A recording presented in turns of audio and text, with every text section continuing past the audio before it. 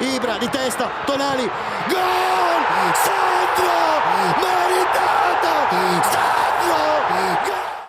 Hello everyone and welcome to another episode of the SempreMilan podcast. I'm your host, Ollie Fisher, joined once again by Anthony Torgrud. What's up, guys? Glad to be back. Got 3 games to cover, which usually is a lot, but today it's actually less than last time, so that's good, I suppose. And we got Madison with us as well. Yeah, hopefully here for the full episode. So should be a good one. Also, if there's any listeners in Detroit, someone's trying to start a Milan Club Detroit. So let's get it going. That'd be good. You could meet in like Eminem's basement or something. All of you to watch games. Actually, I don't think they have basements in trailer parks. Well, true, yeah. I was going to say you could host it in your basement or something. Yeah, I was going to say he's already in his basement. It's you, right? What? You started That's not me. No, shoot, I just assumed it was. Yeah. There was a clue that it might have been Maddie, and that is I watch games alone. But it wasn't him, so no, maybe it was Maddie saying, I don't even watch games. Which is funny because the first half of the Derby I was in northern Michigan and did not have any Wi-Fi or internet, or phone service. So that's right. Lorenzo didn't even want to find a stream yesterday. He's like, "Oh, it's on the thing I don't have. I'm not going to watch it." I was like, "Okay." Yeah, I suggested an alternative, and he was straight up like, never mind." So that was that. Okay. Nobody wants to watch us at the moment. But yeah. Anyway, good to have the three OGs back for this one. As AJ mentions, we got 3 games to talk about. 2 pretty good ones to recap, I think it would be fair to say, and 1 to preview. And then the plan that we've just discussed before we hopped on to record this is that we're going to do Monday next week because the Champions League game against Dinamo Zagreb at San Siro is on the Wednesday, so it won't be out of date as quickly. So normal Monday recording next week. So yes, we shall preview, obviously, the Sampdoria game on Saturday and go through some questions. Let's start with the derby then, boys, eh? Yeah, into it. I mean, I said in the preview that we did last week that I thought it'd be really cagey. I didn't think the teams would go at each other. I predicted a 1-1. And then, AJ, you were like, nah, I think this will be a barn burner. And you went for a 2-2, which I suppose was 1 goal out. Maddie, I can't remember what your prediction was. I think it was 3-0 to us, wasn't it? It was. So, yeah, I mean... Right. Yeah. There was plenty of goals, as you two predicted, and we were on the right end of it. I'll open up by saying, taking a bias out of it, which is about to come into it, of course. This was a really good advert for Serie A. Like this was a very, very good game of football. Like I had mates messaging me who normally wouldn't tune in, saying this is mental. Like even from the new, like the cameras showing all the tifos and before the game, and then you sort of get into it, and the goals were flowing, but the actual quality of football was fantastic, and the players looked like they hated each other, and I think that's important. You know, we've had so many of those shitty 0-0 and 1-1 draws in the mid-2010s where the games meant nothing. It was 6th v 7th, and now this is like 2 teams, 2 managers. You know, you've got internal battles going on between like Teo and Dumfries, Bastoni going at Pioli, and Çalhanoğlu's hated by everyone. Like, this is good. This is what we want. Like, even his own fans. Yeah, well, I don't even know where to begin with that. But this is what we want, isn't it? It is. Yeah, I would say this was the most I liked Hakan actually in a while. So he finally contributed to a Milan goal. This was a fantastic game. I mean, 5 goals. You can't ask for anything more. The intensity, the atmosphere. I also had people messaging me about it, like, damn, this is one of the best games I've ever seen. And you know, my girlfriend, bless her heart, she's trying to get into the sport so much. And after the game, we went to dinner that night, and during dinner, she pulls out her phone. She's like, "So I made a list of terms I've heard during the game, and I want to know what they are." Like, it's like hat trick, and like just random things that we all know. But it was cool that she was like really focused on it. And the night after the Derby, we went to a DC United game, which is obviously MLS, and going from the objective number 1 and 2 teams in Serie A 3 seasons in a row to watching the number 17 and number 22 team face each other in MLS to a 0-0 draw the night after. Even my girlfriend was like, after watching Milan play and seeing this, like, it's so obvious that this is just boys to men. Like, yeah. I mean, it's incredible the quality of football we're finally getting in Serie A. specifically with our team that it's great, man. People are buying Paramount Plus in America just to watch our games, which is unheard of. Yeah. I mean, me that's too. the reason Well, why I would have haven't. done it for Champions League, but yeah. Yeah, I mean, I feel like I watched the good half of it. I didn't see the first half, so I don't know. But the second half was really exciting. I remember looking at the clock, and it was 61 minutes, and I was like, we're going to score a fourth goal. Like, we are just taking it to them. And then Inter just took control of the game. But if you would have told me, let's see, when did I hop on the podcast for the first time? 4 years ago? That long? We would be reviewing a derby win and a Champions League draw in the same episode, I'd be like, nah, that's never gonna happen. Yeah, that's true. Actually, yeah, honestly, yeah. And I watched it. The derby with Badair, who, if you guys are a fan of him, he's gonna have videos on our channel pretty soon. So watch out for that. But we're sitting there together, just screaming obscenities at the bar and everyone there, like 3-1 at this time. And we're like, oh, it's over. Like, we've done it. And Inter scored their second one like right after that, and it's just dead silent. And we look at each other like, it doesn't matter, we're fine. But there was no screaming after that. It was a lot of oh shit. It was a nail biter. What a game! It's interesting. I mean, obviously we'll go through the key incidents and stuff, but what you both mentioned there about how at 3-1. I was watching a game with my dad, which seems to bring good luck for some reason. We seem to win the derbies whenever I watch with him, so I'll do that in the future. But I was saying to him, like, it's 3-1. We're still going at them for those 2 or 3 minutes after the third goal. If we get a fourth, it could be like really ugly. As in, like, we could win 5-1, 6-1, or something that would just. And then, that was the beauty of the game, I suppose. I guess there'll be some question marks from Inter fans towards Inzaghi as to why he didn't start Dzeko, because he came on and for me made the difference. He looked like he was putting himself about. But yeah, anyway, first half of the game, dominated the entire game, to be honest with you. Yeah, and they thought really 60 scored minutes. against the run of play. They just had a lucky counter. I thought we dominated the entire. From start to finish, really. Maybe after their second goal, they picked up the pace a bit, and it was a bit cagier from there towards the end of the game. But from the first whistle till their second goal, I thought we were clear yards above them.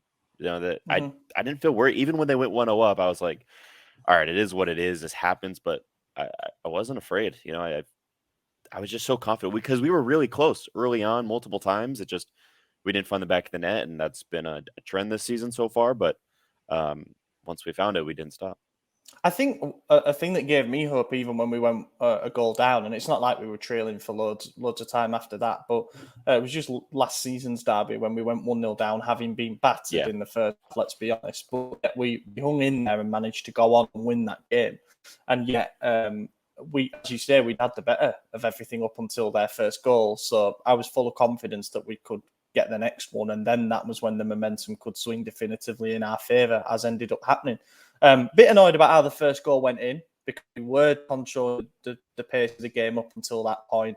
And it was just a simple case of not following a runner. But what they did to us is what Pioli likes us to do to other teams, which is, you look 1 minute and Tonali has dropped between the centre-backs, and then you look again and he's made a run and he's in behind, or he's in the box, he's in dangerous areas. So nobody picked up Brozovic's run. It was quite a smart run. I think CDK should have probably followed him, but then I don't know how it works, what the instructions are, should someone have picked him up. But either way, you can't be letting a holding midfielder walk through on goal and score like that.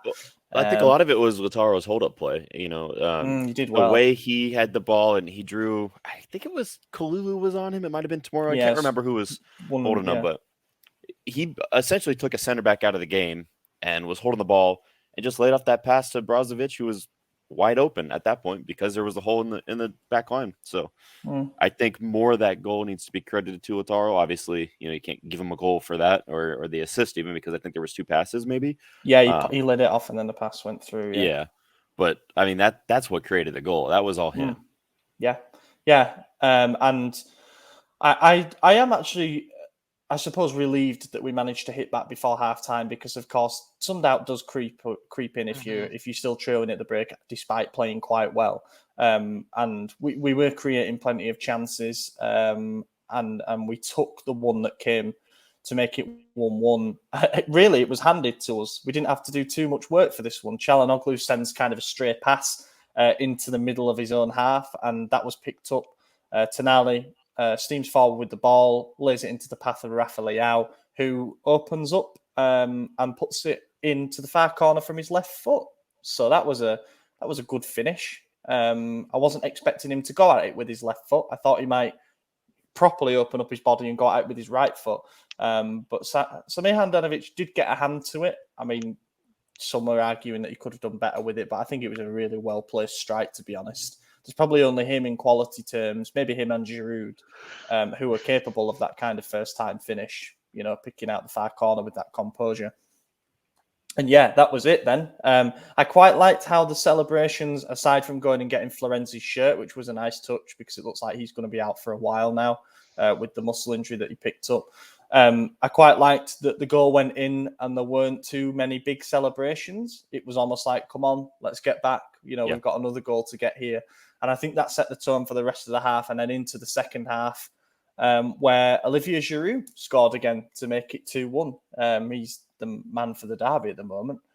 And it was weird. It was almost like it was a real, I don't want to say lazy goal, but it was like just so calm, and it wasn't even the best strike on the ball. Like it kind of bounced a few times and it looked like everyone was like, that's not going in. And they didn't try to do anything. And then it went in. And even after it went in, like there was a delayed reaction, at least in the bar that I was at, between the time the ball hit the back of the net and the time everyone started cheering. Like it just didn't register. It was so strange how slow it went. But I mean, Leao's on fire, at least in this game. We'll get to the Champions League performance soon here. But yeah, I mean, 2 goals and an assist. And Giroud, like you said, he keeps coming up in the derby, in the big games. That's what he's here for. I mean, his goal scoring record with us is significantly better than I think most people anticipated it to be at this point. Yeah, especially from starts. Sure. Me too. Yeah. Me too, yeah.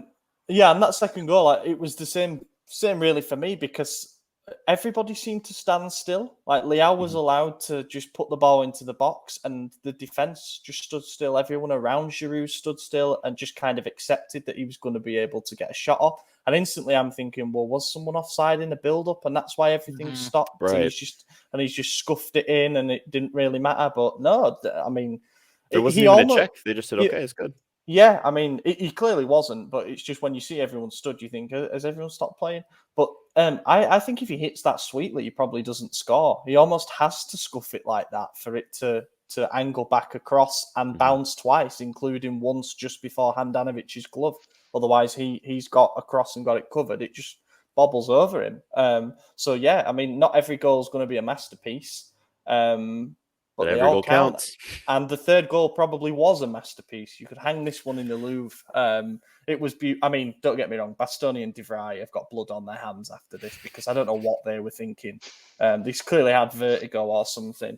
Because they just you would think that they would know what Leao's going to do. He makes the same run every single time. And he scores the same goal. Every single time, which props to Salzburg. We'll get to them. They knew that, and they shut Leão down like it was nobody's business. I mean... Inter, supposedly the best defenders in the league, couldn't figure out the move that Leão was going to do, which he already scored from and made an assist from earlier in this exact game. Like, I don't know. Yeah. They're garbage. They're wank. Remember Leao's first ever goal in Serie A as well, where he darted between the 2 Fiorentina defenders, opened up far corner. And it's like, really, you've still not learned. He did this 3 years ago and you're still letting him get through you and open up. Probably the best goal I've seen in the last 4 or 5 years, at least in Serie A, off the top of my head, in a 3-1 defeat to Sassuolo. He scored when we were 3-0 down, and so no one really celebrated it, but he did that same thing out of nowhere, and it was like 3 or 4 defenders. He just boop, boop, boop, boop, and then scored it, and you're just like, what the hell? This is easily the second best goal behind that one, I think. This one obviously had a lot higher stakes, so it's more important, but... I feel like this one just went in the net so slow. Yeah, well, I mean... And they couldn't do anything about it. It was just like everyone just kind of like watched it. Just as soon as he beat the keeper, that was it. Well, one thing about this goal that I think, and Ollie, you mentioned it in the group chat earlier this week, but if that doesn't go in, it's a penalty. Yeah. Skriniar shoves him over from behind. Mm-hmm. Yeah, because he did really well actually. Yeah. Now, but I mean, does it get called? I don't know. It's probably a red card as well. Yeah. You've got to hope that it would have been, because it does appear kind of blatant. The Skriniar sort of, he knows what's about to happen, so it's just a last roll of the dice. But it probably would have been a penalty and a red card. But anyway, don't matter. Was finished off, and I'm glad that we got to witness a special goal in the derby. It was fitting, I suppose, in the end that was the match winner, because Inter would go up the other end and score to make it 3-2 through Edin Dzeko. It was a bit annoying how Calabria got beaten so easily on that goal with the pass in behind, and then Tomori for not tracking the run of Dzeko. You've got to always make sure that you're in front of him, otherwise he will make you pay. And yeah, they did have a spell after that where they were firing in crosses, trying to take advantage of Dzeko's aerial presence and the bodies in and around the box.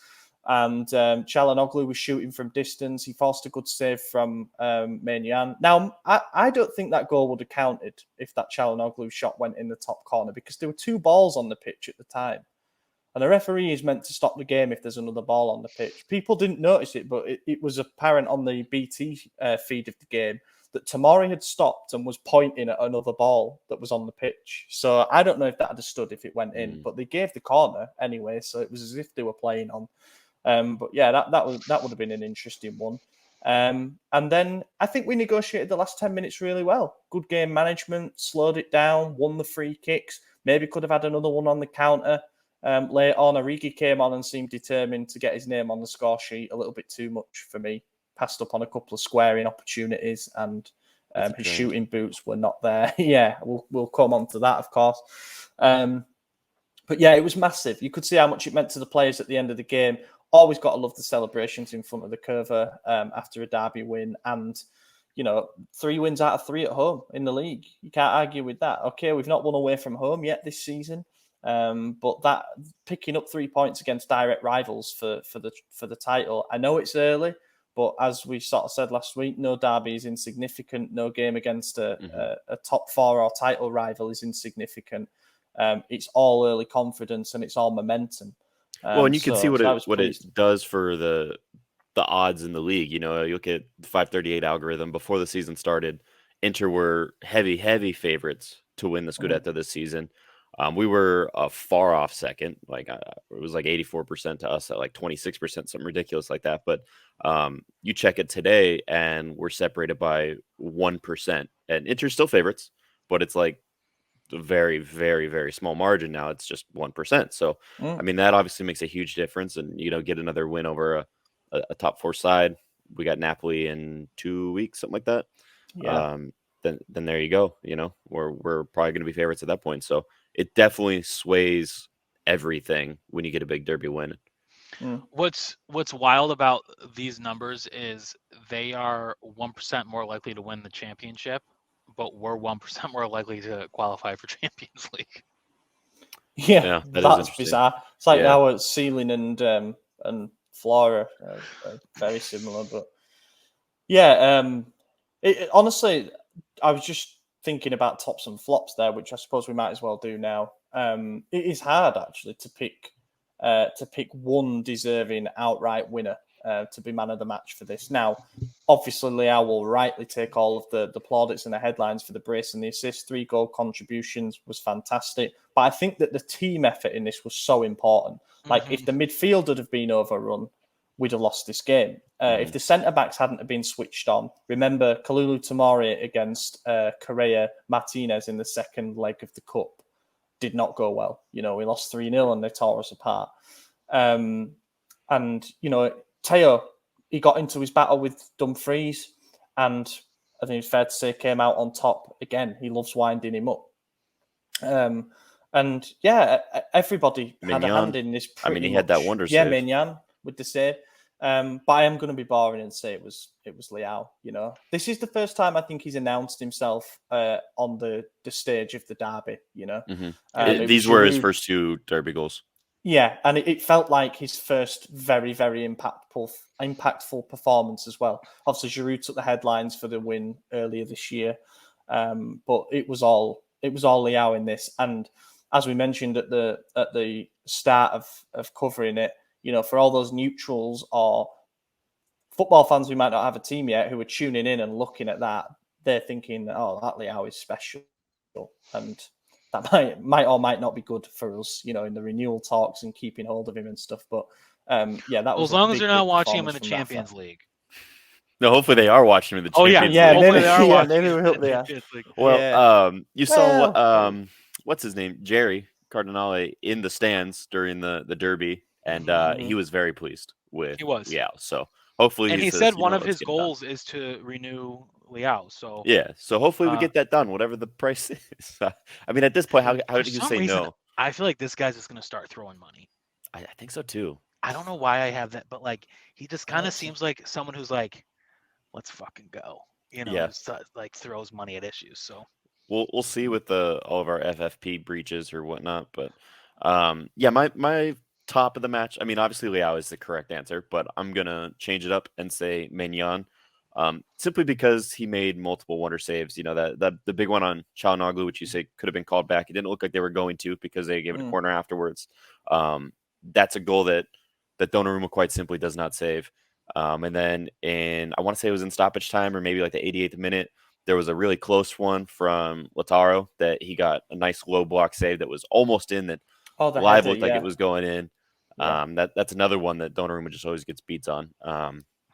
I think we have Donnarumma, we have a different keeper.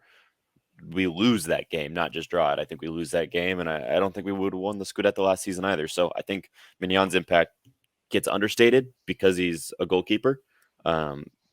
But I think he kept us on top in that game. Everything AJ just said. Yeah, I mean the difference could be said in the two goalkeepers, because if Handanovic pulls off a couple of big stops that he wasn't able to do, then everything swings. But Maignan was able to do that, and a very fair vote. Flop of the match. I mean, I don't know.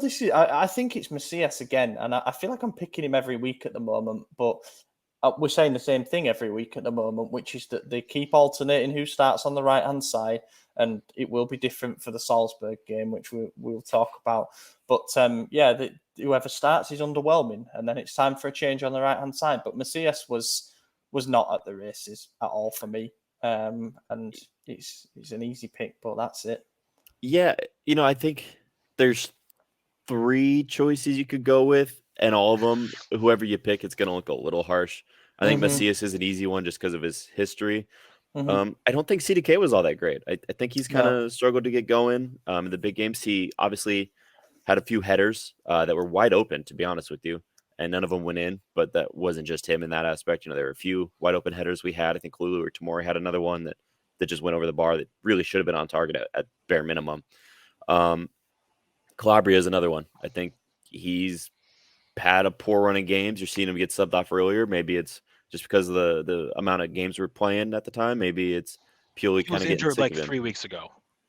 Yeah, I mean, look, there's all kinds of reasons, but I don't think he's done that well. I don't know who I'm going to pick, but I'll let the comments pick for me. Please comment, because comments and likes are what help small channels like ours grow more than anything. So please comment in here. Please like the video, blah, blah, blah. That's my pleading. Yeah.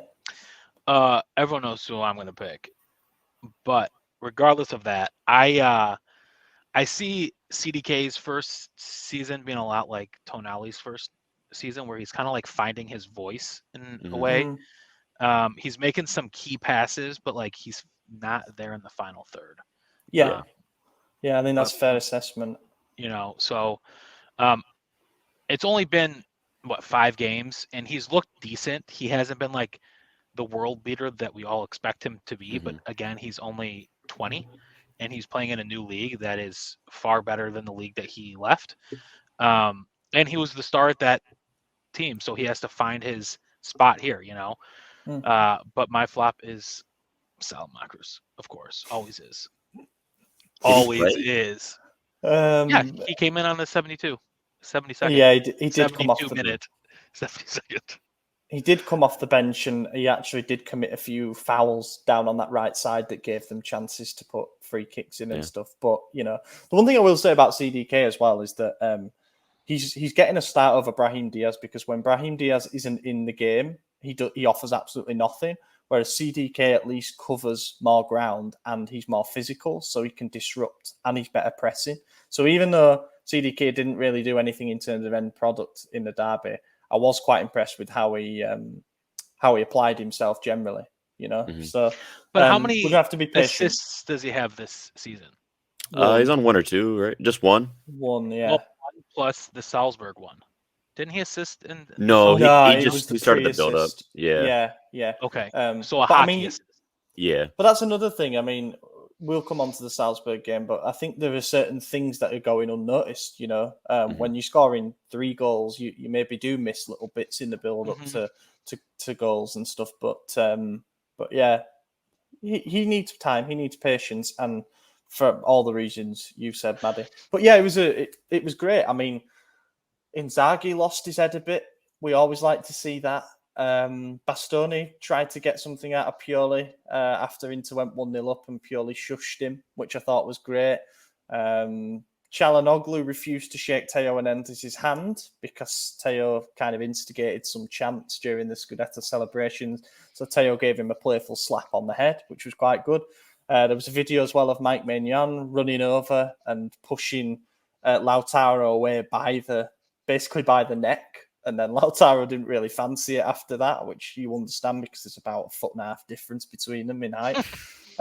So many golden moments that are right to cherish when you come out on top in this fixture. But yeah, the main thing is that it was just a great spectacle.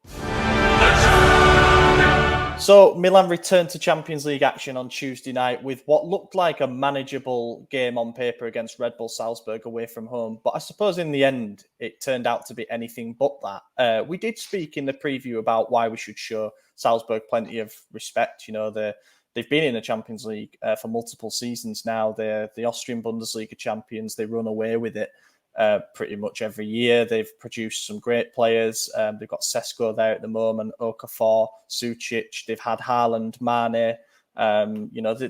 They're a talent factory, basically. And they play really intense, really aggressive, really attacking football. So quite like us, that relies on youth. And the two sides proved to be a pretty good match for each other in the end, as it turns out.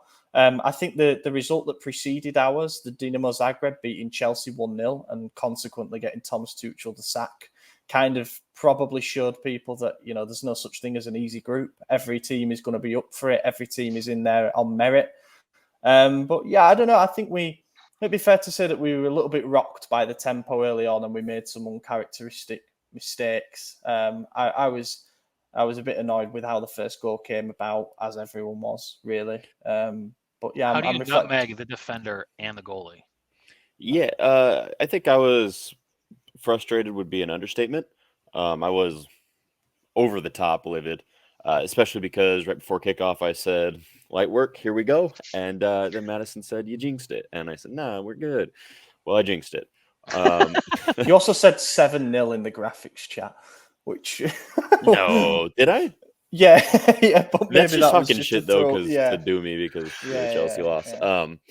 But also I did fully expect an easy win here. Yeah. That first goal it's Champions League, man. It's never easy. Well, it should have been easy, but that first goal was very reminiscent of Messi and Jerome Boateng, except instead of Messi, it was some random Swiss fellow, and he just set Kalulu down. It was so embarrassing. But what do? Kalulu slipped a few times in that game. Everyone looked off the paces. I'm thinking it might have been a little fatigue because we gave all and then some in the derby. I mean, obviously the flight to Salzburg in Austria is a shorter distance than the flight would be to, like, say, Napoli or Rome. So it's not like the distance. It's not like we're going Eastern Europe and it was like this long, crazy flight with jet lag or anything like that.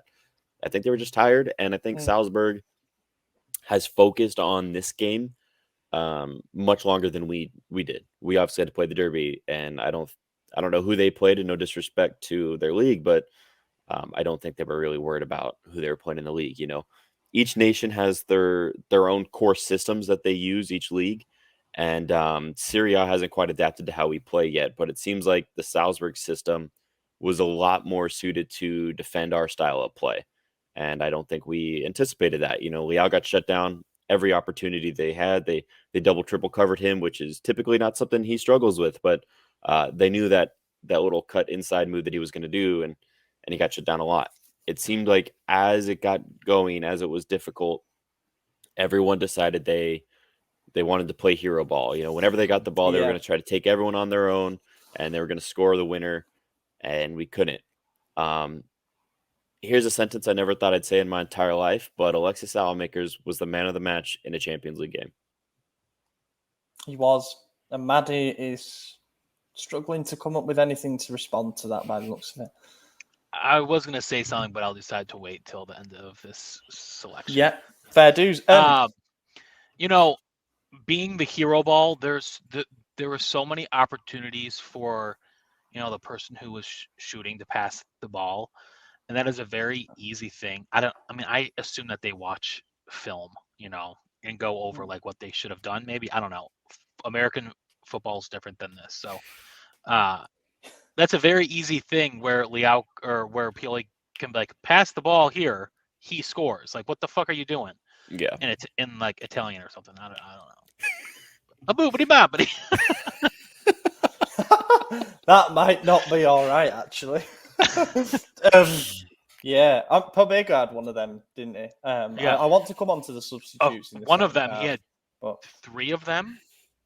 Do not get me started on Pobega. Holy cow. I'll get us demonetized. Leao had one with CDK in the first half, right before halftime. There are a few times that Teo could have laid the ball off instead of running directly at the defense. Yep. So it's just like, I don't know if the team is still nervous about Champions League or they were just caught off guard by how Salzburg was going to press us. So there was a moment right before the end of the first half, I believe, and CDK he was in a good spot, passed it out to Leao up top, and then Leao just kind of stared at the 2 defenders and did a couple of these things, and just held onto the ball way too long. And CDK was still right there wide open, just kind of like, hey, bro, give me the ball. I got like a clear shot. And after about 15 seconds of doing absolutely fuck all, Leao decided to kick the ball right at the Salzburg defender for a great counterattack, which luckily resulted in nothing. But, I mean, that was pretty indicative of the rest of the game and how we played. It was just like everyone wanted to do their own thing, and it wasn't working out. It didn't seem like there was communication. There were a lot of substitutes, which we got to do. We're playing a game every 3-4 days here, so it is what it is. But they're not gelled yet. Serginho Dest made his debut. That's a tough debut in a Champions League, especially when you're coming on for the captain, who was very annoyed, be it with himself or the substitution. We won't really know. I think he had a bad game, and maybe he knows it, and I think he realizes he's had quite a few. And now that there is a backup, he might get benched quite a bit. He looks decent. He didn't do anything wrong, Serginho Dest. But one thing you notice when you're making a debut with these players, and especially, when they've been on the team for a week, all they're going to do is make a back pass. And that's really what he did. It was give Kalu the ball anytime someone gets near me, because you never want to be the guy who gives away a goal on your debut. So you take the easy option. Ask Bakayoko how that went. Yeah, exactly. So I don't blame Dest for what he did. It's probably exactly what everyone would do. But it wasn't the most offensive or forward-minded play, and that's okay. Then you get Pobega, and I'll say as little as I possibly can. That guy fucking sucks. I don't want to see him anymore. Who else came on? Let's just keep moving. Macias came on and did absolutely nothing. That was pointless. He did nothing. Brahim Diaz, what audibly groaned when Macias came on, when Salamakers came off. This is something I never thought would happen in my life. I was like, oh no, leave Salamakers on. Please don't take him off. He's the only one doing anything. And he came off. And I mean, it's not like Salamakers has played a whole lot. You could give him his 90 minutes. He doesn't need rest in his legs. Like, he's got the time. He's obviously putting in the shift. He wants to be there. Let him play. He's the only one making moves. He's at least passing the ball, whether he's should or not. He's passing the ball. That's more than anyone else could say. Tonali had a stinker. I think CDK, he had the hockey assist, but besides that, it was pretty bad. Yeah. And then obviously Origi came on as well.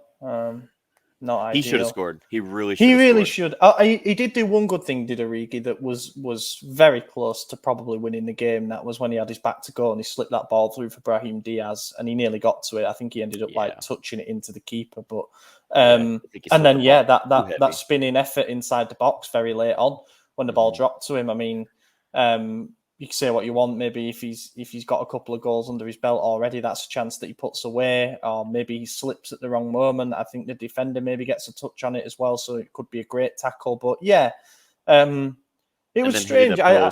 With the final kick, I mean that wouldn't have been a deserved way to win. And you watch the replay was right there for the dude. He moves his foot out of the way. The ball's coming towards his foot, and it's like right there, and he just pulls it back. Like, what are you doing, bro? I think he'd overrun it, but it looked terrible. I will say that after Salamaker scored, he was trying to recreate that, and I feel like he was trying just a little bit too hard where he could have passed the ball. Yeah, well, that's probably fair. He probably looked at everyone else and thought, it's on me then. Well, you see Pobega taking, American football field goal kicks from half field. Like, what the fuck are you doing, pal? That was bizarre. Yeah, I mean... The first, I thought there was a massive gap in quality for both teams from the first half to the second half. I thought first half, both teams really went at it. I thought we did well to not be too rocked by them scoring first, and we got ourselves back with a well-worked goal. And then we all hoped at half-time, right, that's the rocket up the arse that we needed. We're going to come out. We're going to dictate the tempo of the game better. We're going to control possession better. We're going to look after the ball. We're going to find chances. We're going to be able to bring substitutes on where they're perhaps not got the same depth. But there was a big drop in quality from both teams in the second half. It was like both teams were knackered to me. You can understand us, as for all the reasons you mentioned, AJ, it's not the kind of opponent you want to face after you've had an intense 100 minutes against Inter when you consider the added time and everything. You've got to be very, very switched on concentration-wise, and you've got to try and match Salzburg's energy. Otherwise, they will beat you. They got to the knockout stages of the Champions League last season. They drew with Bayern Munich at home. They're unbeaten in 36 home games. They're pretty good, and they're full of confidence because they're smacking everybody about in the league.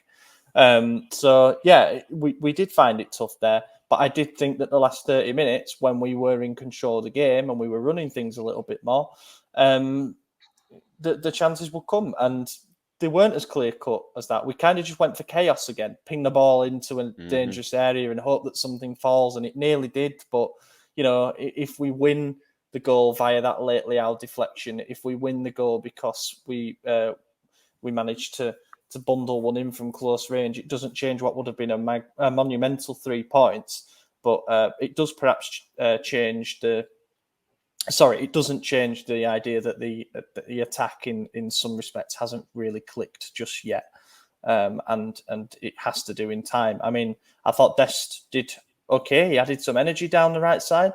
I do wonder if there might have been some different solutions that we could have done to try and, I saw it mentioned on Twitter. A couple of people were saying Calabria's getting rinsed, move Kalulu out to right back, bring Kier on to battle Sesko because Sesko's massive. That may or may not have gone well, don't know.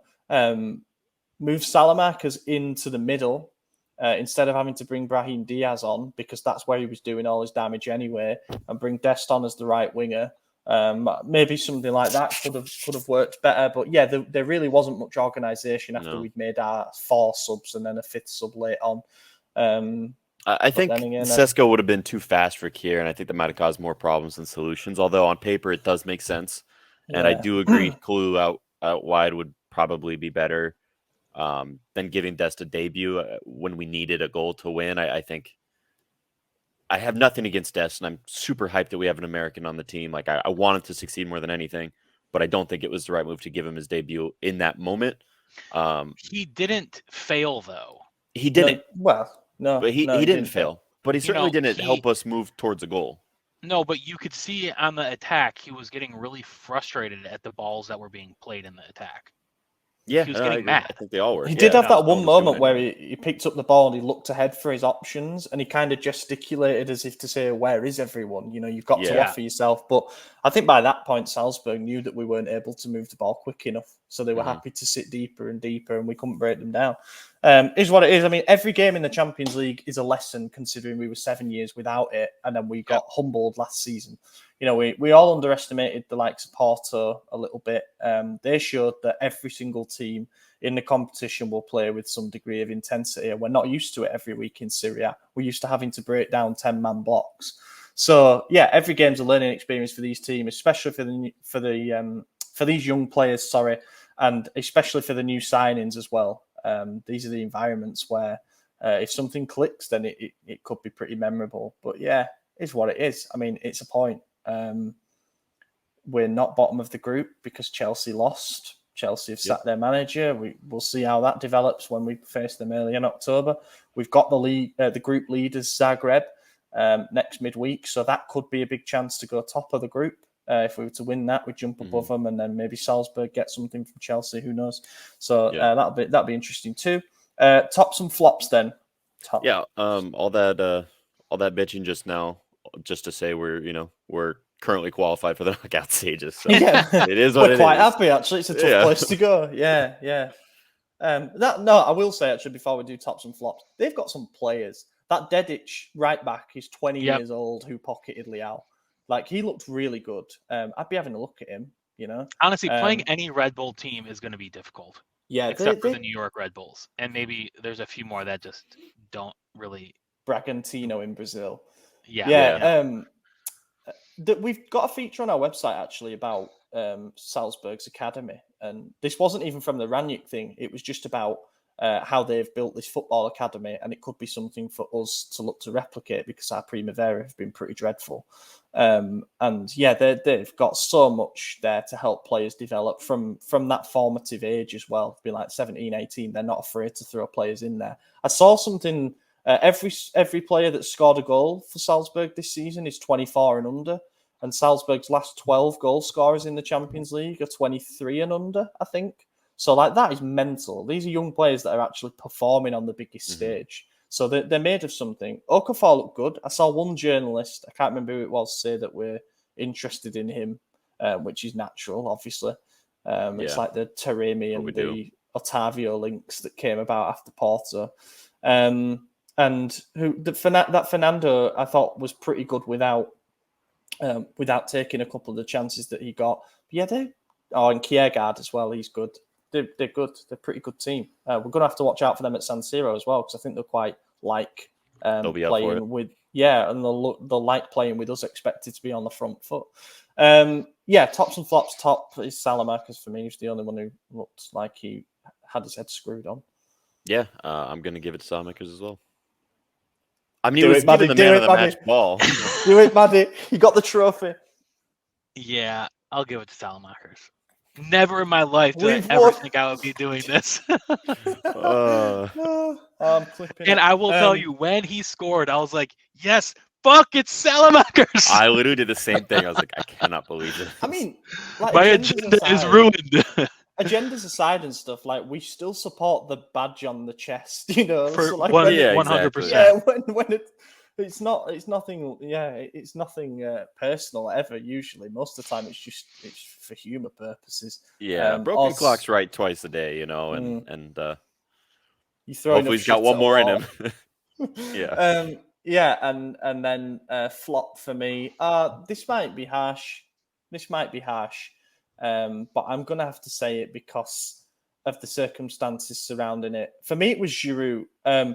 Salzburg were forced into making a change right at the last minute to their centre-back pairing. Wober suffered an injury in the warm-ups, so he was replaced. And then partway through let me just check what minute it was. Partway through the first half, they lost Solé too, who is a promising centre-back. So they paired Bernardo with Pavlovic. So they had a backup centre-back pairing together.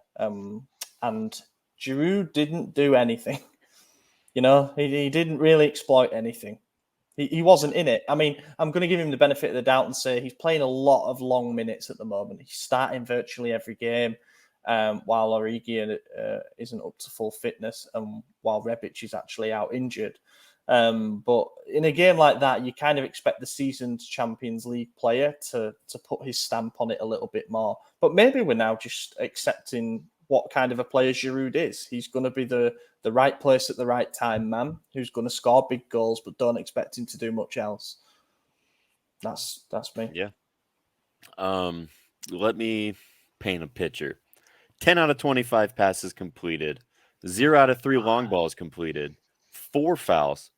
2 shots off target, and losing possession 11 times. That is a really poor 90 minutes. Is that Timu Bakayoko?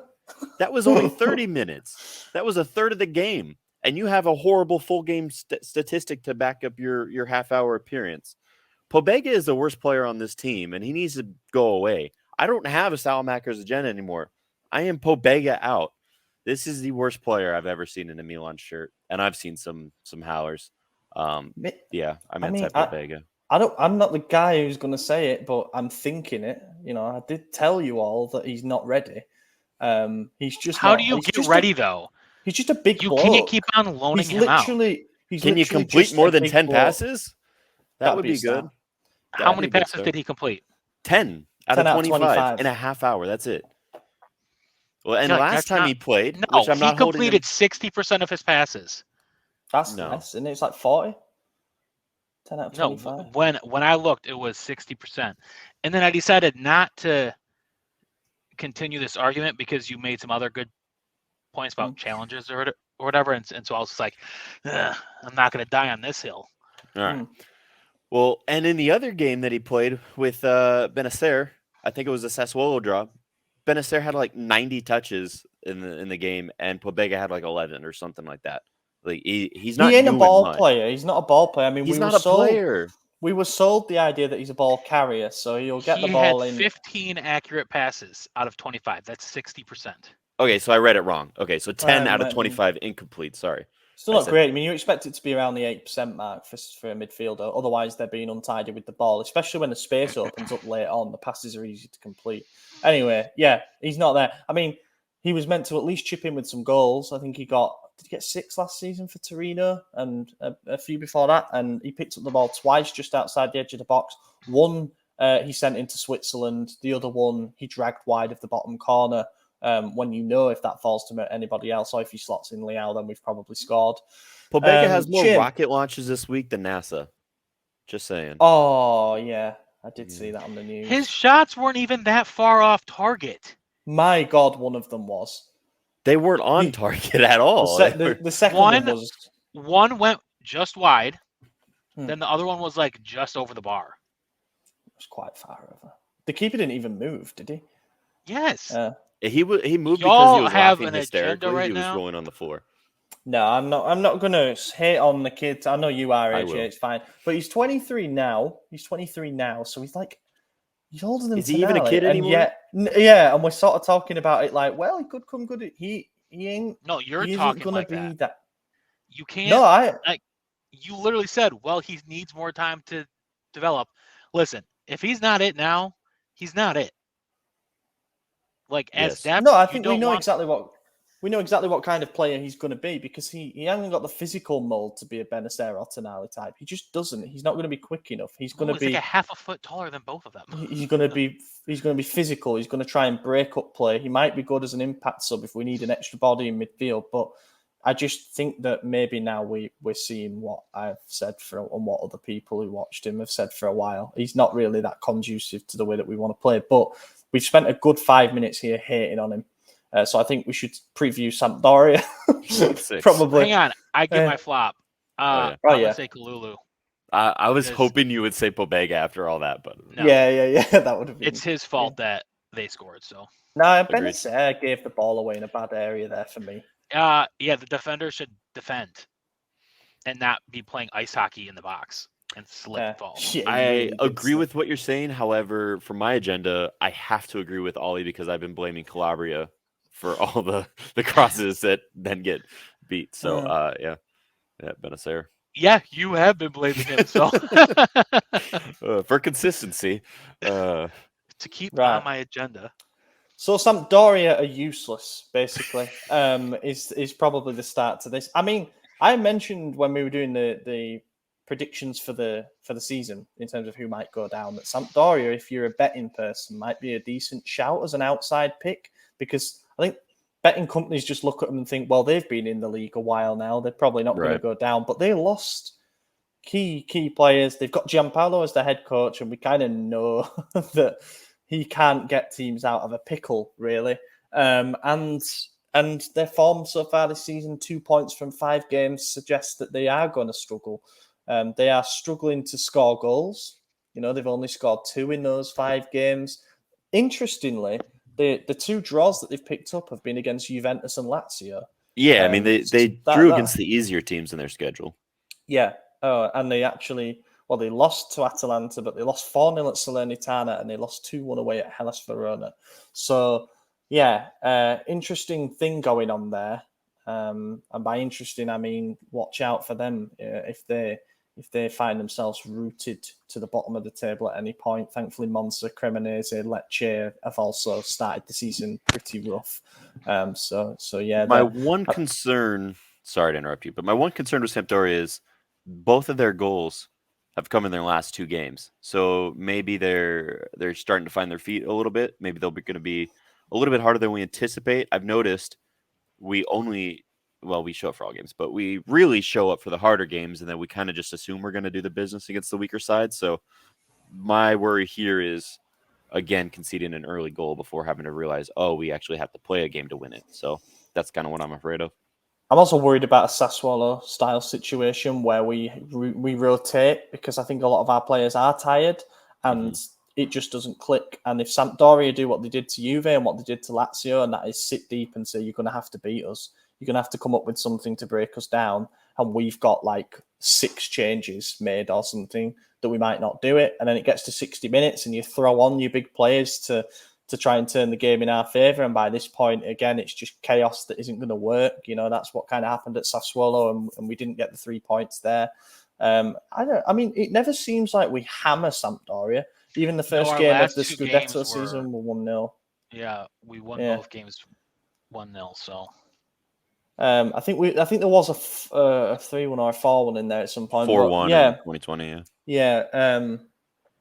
But yeah, I mean, just going down the names that Sampdoria have, and there's not an awful lot going on. Francesco Caputo is kind of known now. What is interesting, Manolo Gabbiadini as well, has been there a little while. They signed Harry Winks from Spurs, and he's injured already, so he won't be playing in this game.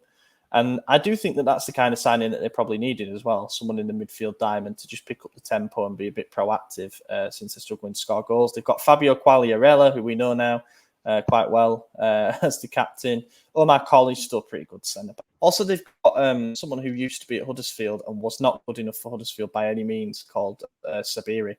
But he looks to be doing quite well for Sampdoria. So, I'll keep an eye on him and see if he's got any better. But yeah, that's do we know who's going to be their goalkeeper? Is it Aldero? It's typically I think it'd be right? Aldero. Yeah. I'm just kind of going through their squad right now. I mean, they got Thomas Rincon. He's a steady player. He's not good. Genoa. Juricic. It says he's he was at Genoa in 2014 to 2017. So yeah. Rincon's actually got 2 assists in his 5 games. He's assisted both goals, so I guess is a player to watch for. Put Pabega on him then. Yeah, Fabio hasn't scored at all, which is very odd for him. I think he's not been starting down at 39. Yeah, it's been Caputo and Gabbiadini. Those are the 2 that have scored. So I don't know. I mean, it shouldn't be a difficult game, but you never know with us. I think we are going to see heavy rotation. Probably see Kier start. Maybe Dest starts over Calabria. Do not start Kier at that ground. It's haunted now. You can't. I was going to say start Serginho Dest. That'd be sweet. I'd love it. I think Dest probably might get that start just because Calabria has looked a few paces behind the ball lately, and he got subbed off. And we obviously want to go further in the Champions League, so I think we're going to put a bit more weight towards the Champions League games. And my only concern is, what do we do about Leao? He's had to play a full 90 just about every game. Is Rebic injured? Yeah, he's still injured, and he did start Origi there. Oh. Does Origi start as striker? Or does he start at left wing like he's come left on wing. for Leao? In an ideal world, I think in an ideal world, Krunic and Rebic are doing individual training at the moment. But let's say they're back with the rest of the squad Thursday, Friday. I think in an ideal world, they both start. Krunic maybe comes in for whoever's tiredest in the midfield pairing. Most tired, yeah, whatever. Rebic on the left and then Origi up front. I'm going to say that even though he has not looked great, he hasn't looked sharp. Do we see Brahim in attacking mid? Maybe we see Origi left, Brahim center? Adley?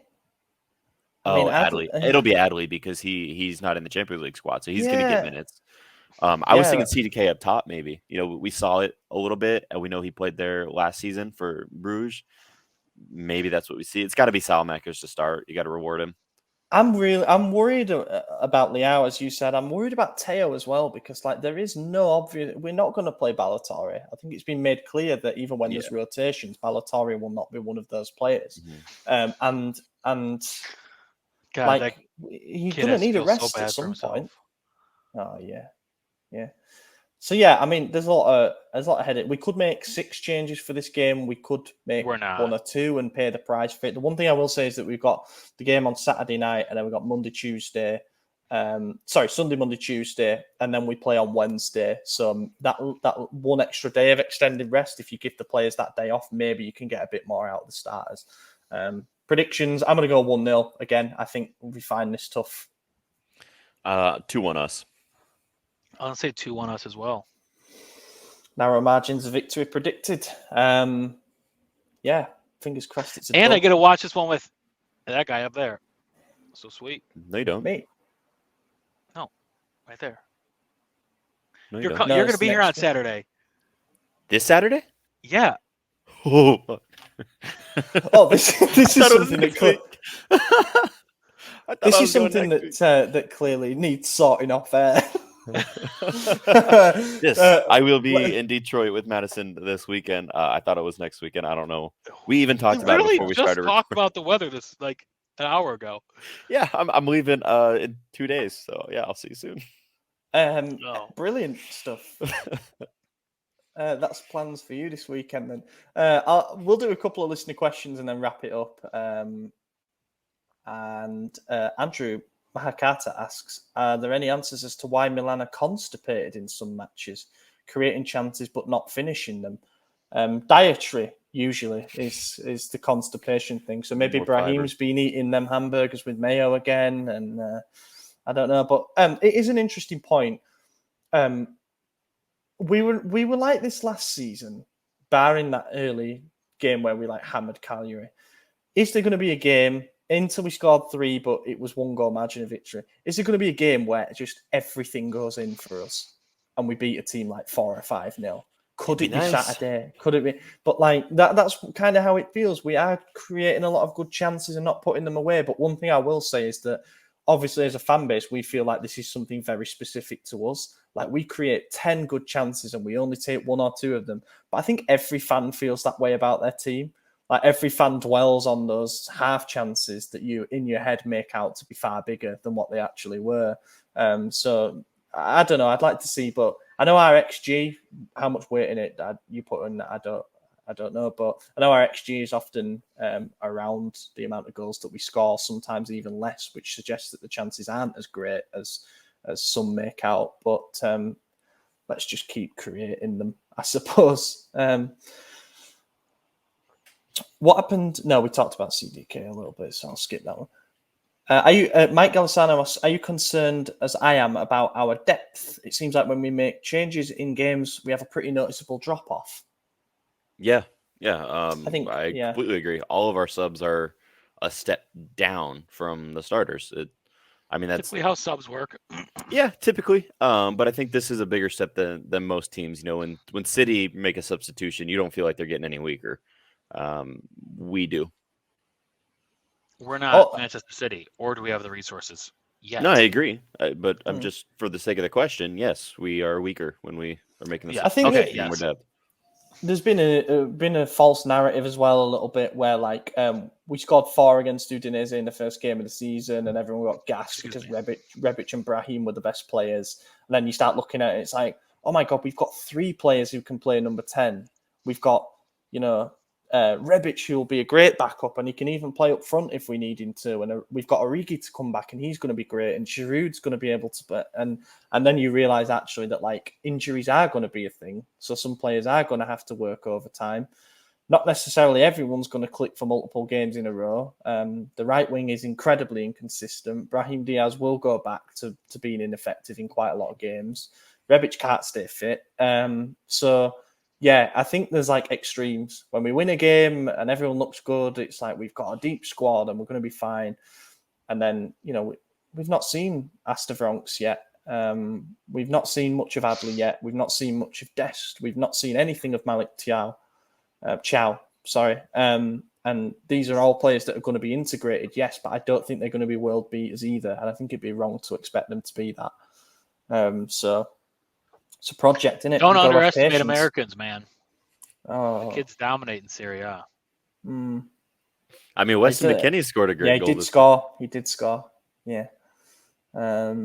His post-match interview though needs some work. Who? Talk about how much fun it is. I'm like, dog, you're supposed to talk about how hard work and like that. You're here to have fun. No, you're here to fucking win the Champions League. Idiot. I mean, I'm rooting against him. Like, I am too, but like. One of the questions was like, what does it mean to have Americans watching you at home? And he goes, everyone wants to play in the Champions League. It's, you're here and you have to remember you're having fun. And I'm like, yeah, that's weak. Americans aren't about that. Like, you want to be competitive and win. You don't want to lose, So I don't know.